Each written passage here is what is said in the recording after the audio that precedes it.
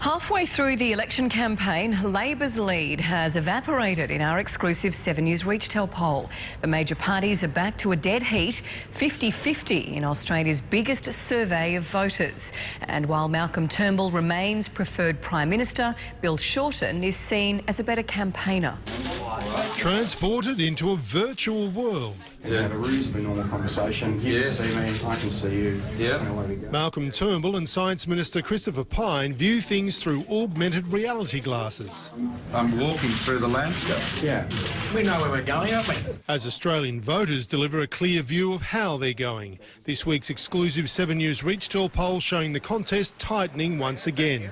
With Labor's primary vote down 1.6, the Coalition, Greens and Xenophon team all up, putting the parties back to where they started this campaign at 50-50. And there's a shock for the government in Longman, our seat of the week, where Wyatt Roy, Malcolm Turnbull's Assistant Minister for Innovation, is fighting for survival, with voters divided 50-50. And as we near the halfway point, Malcolm Turnbull remains clearly ahead as better Prime Minister, but voters believe Bill Shorten is performing better on the campaign trail. There's two horses in this race. With 4 weeks to go, Bill Shorten has to confront history. The last time the Australian voters threw out a first-term federal government was 84 years ago. Today it's been 1,000 days since the Liberals were elected. And I've got a lot of petrol in the tank for the next 28. He hit a speed bump today, though. Welcome, everybody, to the Bill Bus. After 7 News revealed last night Mr Shorten had endorsed company tax cuts in 2011. He was right. He was absolutely right. The very cuts he now opposes. You can only afford corporate tax cuts when they can pay for themselves. The Turnbull campaign's also been bogged down in the company tax debate.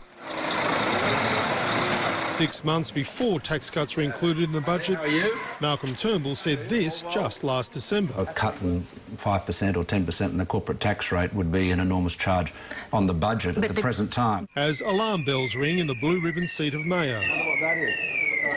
With former Minister Jamie Briggs dodging questions over his chances after resigning from the front bench over an incident with a female public servant in Hong Kong.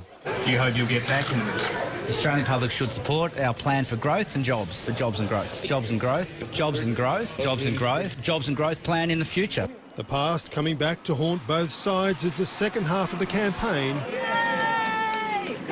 gets rolling. Well, to political editor Mark Riley. And Mark, it's level pegging halfway through the campaign. What's your take on our exclusive poll?